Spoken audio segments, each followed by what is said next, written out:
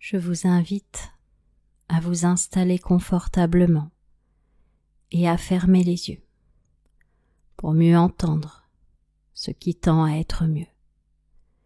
Car parfois, c'est quand une partie de vous est détendue que les choses sont le mieux entendues, comme si il y avait un lien entre étendu, entendu et détendu. Car je ne sais pas si vous savez que l'absence de commentaires n'est pas représentative de consentement.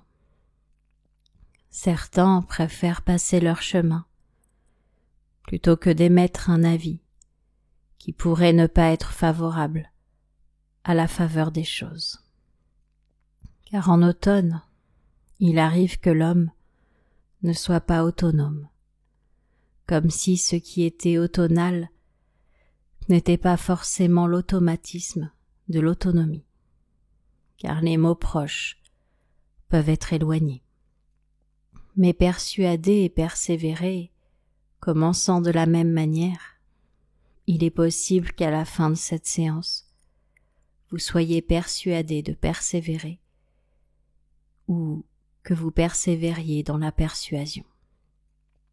Car ce qu'il s'est passé en Perse n'a rien à voir avec le fait qu'un père qui est sévère entraîne. Oui, on peut faire les choses pour soi-même et obtenir les meilleurs résultats, sans pour autant oublier de se rappeler de l'essentiel, comme si l'origine de la modification de conscience se faisait par une confusion volontaire d'une partie de la conscience inconsciente. J'aimerais vous raconter l'histoire d'une femme qui s'appelait Muriel, mais elle aurait pu s'appeler autrement. Ça n'aurait pas eu beaucoup d'importance pour mon histoire. Elle vivait toujours chez ses parents, à l'âge de 30 ans. Je ne peux vous recenser le nombre d'excuses qu'elle s'était trouvée pour rester dans son cocon. Il faut dire que c'était confortable d'avoir des parents aux petits soins, qui lui lavaient encore son linge, faisaient ses repas et son repassage. Ils avaient toujours été ainsi avec elle depuis son plus jeune âge. Il faut dire qu'à 2 mois, elle avait eu une encéphalite et qu'elle avait un petit retard par rapport aux autres enfants. Elle avait marché et parlé un peu plus tard que les autres, mais au final, elle avait fini par les rattraper. Alors sa mère, prenant l'excuse de sa maladie, faisait beaucoup de choses pour la protéger. Enfin, la surprotéger, l'étouffer même. Elle finissait pour elle son assiette, pour avoir le droit de sortir de table. Le soir, elle faisait ses devoirs à sa place, pour qu'elle ait le temps de jouer. Elle rangeait même sa chambre, pour qu'elle puisse dormir sereine. Sa mère lui avait ancré l'idée qu'elle ne pouvait pas finir les choses toute seule, à cause de sa maladie passée. Et la petite fille avait fini par le croire. Elle en était persuadée.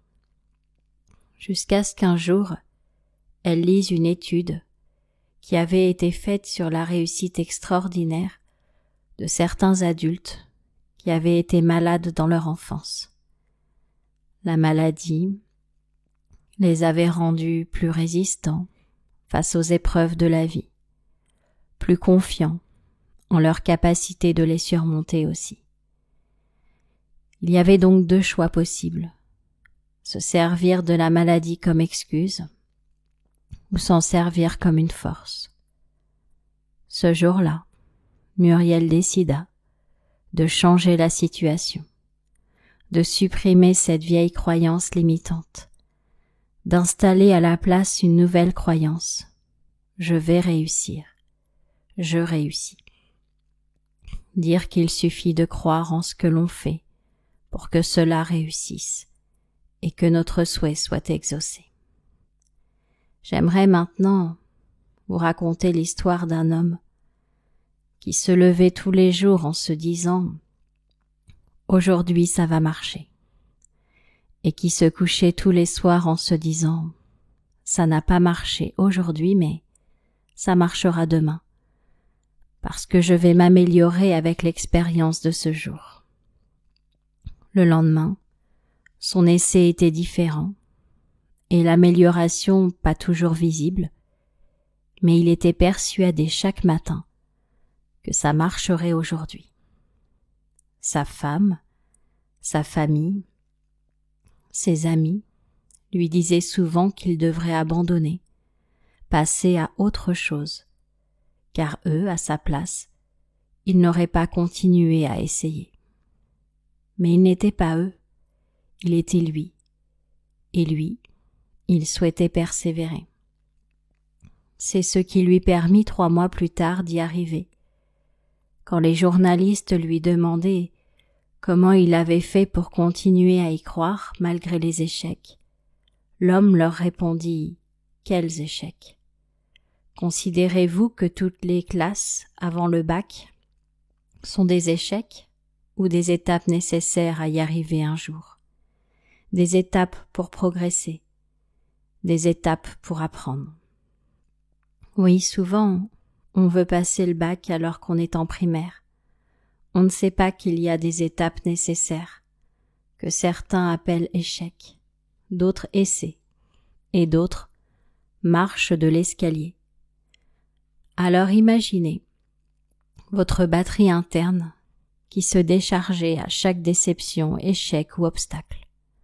Ouvrez-vous et changez la batterie pour un modèle qui se recharge automatiquement à chaque déception, échec, obstacle, ainsi qu'à chaque réussite.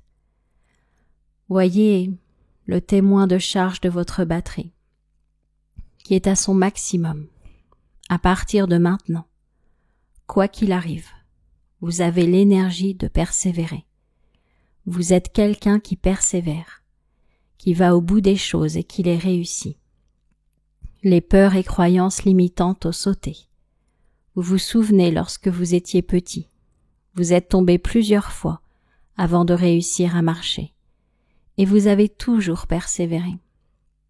Parce qu'il y avait une petite voix à l'intérieur de vous qui vous disait « Je vais y arriver ».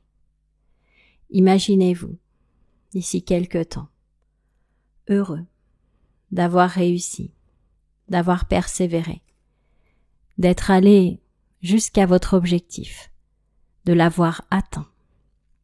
Imaginez la satisfaction. Ressentez-la dans tout votre corps. À partir de maintenant, vous êtes quelqu'un qui persévère. Et cela vous permet d'aller au bout des choses, d'arriver à atteindre vos objectifs et d'être pleinement heureux et épanoui. D'ici quelques instants, votre corps et votre esprit vont pouvoir se réunir. Vous allez pouvoir en douceur revenir à la réalité et quand vous le souhaiterez, à votre propre rythme, vous pourrez réouvrir les yeux, ici et maintenant, au moment présent, et être heureux.